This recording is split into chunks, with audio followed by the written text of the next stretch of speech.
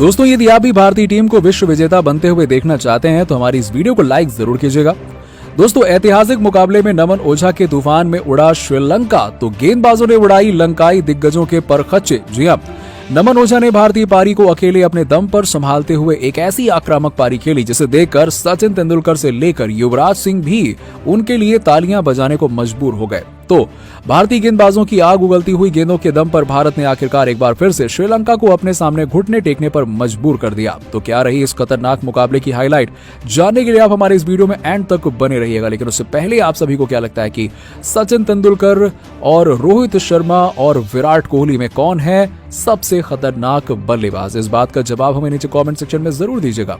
दोस्तों, आपको बता दें कि इंडिया लीजेंड्स टीम विपक्षी टीमों को रौंदते हुए आखिरकार फाइनल में प्रवेश कर गई, जहां उन्हें अपने चिर प्रतिद्वंदी श्रीलंका लीजेंड से खिताब जीतने की लड़ाई करनी है। यह मुकाबला एक बार फिर से 2000 विश्व कप के फाइनल की तरह रोमांचक होने जा रहा है, जिसमें लंका और इंडिया एक बार फिर से खिताब को अपने नाम करने के लिए एक दूसरे के आमने सामने है। इंडिया लीजेंड के कप्तान सचिन तेंदुलकर ने टॉस जीतकर इस बेहद ही अहम मुकाबले में पहले बैटिंग करने का फैसला किया।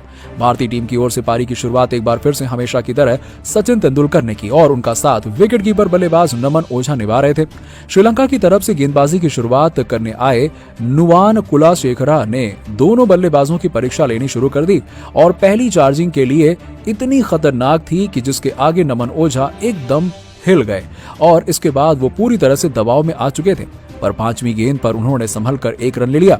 दोस्तों, आपको बता दें कि इस रन के आते ही दर्शकों में जोश की ऐसी उमंग दौड़ी जिसे देखकर श्रीलंकाई हैरान रह गए, क्योंकि अब स्ट्राइक पर क्रिकेट के भगवान सचिन तेंदुलकर आ चुके थे। हर किसी को फाइनल मुकाबले में सचिन से एक विराट पारी की उम्मीद थी, लेकिन कुलशेखरा ने पहली ही गेंद पर सचिन तेंदुलकर को क्लीन बोल्ड कर भारतीय टीम को सबसे बड़ा झटका दे दिया और पिछली बार की तरह इस बार भी सचिन फाइनल में कोई खास कमाल नहीं दिखा पाए। सचिन के आउट होते ही स्टेडियम में सन्नाटा छा गया और हर एक समर्थक का मुंह खुला का खुला रह गया।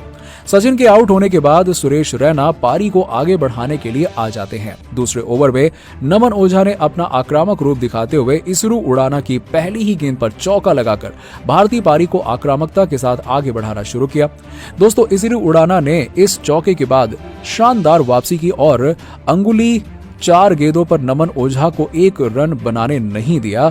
हालांकि आखिरी गेंद पर नमन ओझा ने एक रन लेकर इस ओवर में 5 रन बना दिए। अब भारतीय टीम की शुरुआत बेहद ही बढ़िया नहीं हुई और अब उनका स्कोर मात्र 2 ओवर में 6 रन पहुंच गया था।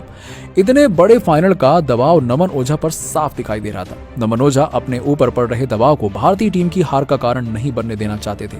इसी कारण से नमन अगले ओवर में अपना रौद्र रूप धारण करते हुए कुलशेखरा को पहली 2 गेंदों पर 2 खतरनाक चौके जड़ दिए और जिसमें से एक चौका तो इतना शानदार था कि उसने हर किसी को सचिन तेंदुलकर की याद दिला दी। दूसरे छोर पर खड़े सुरेश रैना ने भी अपनी पहली ही गेंद पर कुलशेखरा को आड़े हाथों लेते हुए एक चौका लगा दिया।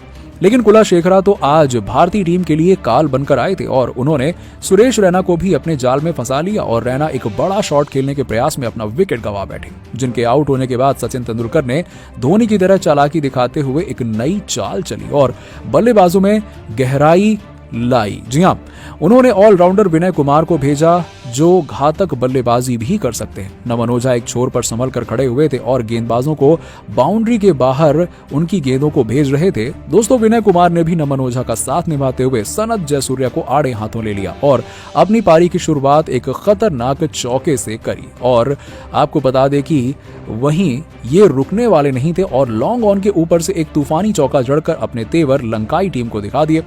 विनय कुमार आज इस फाइनल मुकाबले में अपनी एक अलग छाप छोड़ने के इरादे से मैदान पर उतरे थे और पावर प्ले की आखिरी 2 गेंदों पर उन्होंने 2 हैरतअंगेज चौके लगाकर भारतीय टीम का स्कोर 51 रनों के पार पहुंचा दिया और ये दोनों बल्लेबाज बेहद ही आक्रामक बैटिंग कर रहे थे। नमन ओझा ने अपनी खतरनाक बल्लेबाजी जारी रखी, लेकिन दूसरे छोर से कोई भी बल्लेबाज उनका साथ नहीं दे रहा था और टीम इंडिया के विकेट लगातार गिरते जा रहे थे। इसके बावजूद नमन ओझा 20 ओवर तक डट कर खड़े रहे और मात्र 71 गेंदों पर 108 रनों की तूफानी पारी खेलकर भारतीय टीम का स्कोर 195 रनों तक पहुंचा दिया और इस पारी में उन्होंने 15 चौके और 2 छक्के लगाए। श्रीलंका के लिए नुवान कुलाशेखरा ने सबसे अधिक 3 विकेट अपने नाम किए। दोस्तों 196 रनों के विशालकाय लक्ष्य को चेक करने के लिए श्रीलंका की तरफ से उनके सबसे बड़े बल्लेबाज सनत जयसूर्या के साथ दिलशान पारी की शुरुआत करने आए।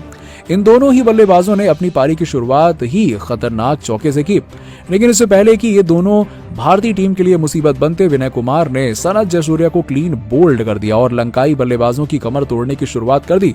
विनोद कुमार की इस करिश्माई गेंद पर सनत जयसूर्या चारों खाने चित हो गए और जिसके बाद भारत को चुनौती देने के लिए मैदान में एंट्री कर ली तिलक रत्न दिलशान ने, और दूसरे छोर से सचिन तेंदुलकर ने अपनी चालाकी से गेंदबाजी में ऐसा बदलाव किया कि किसी के आगे मुनावीर पूरी तरह से बेबस नजर आए। और जी हां दोस्तों, सचिन ने सभी को हैरान करते हुए तीसरा ओवर राजेश पवार को दे दिया और उनकी फिरकी ने श्रीलंका की दूसरे ओपनर मुनावीरा को नमन ओझा के हाथों स्टंप आउट करवाकर इस मुकाबले में जीत की पटकथा लिखना शुरू कर दी।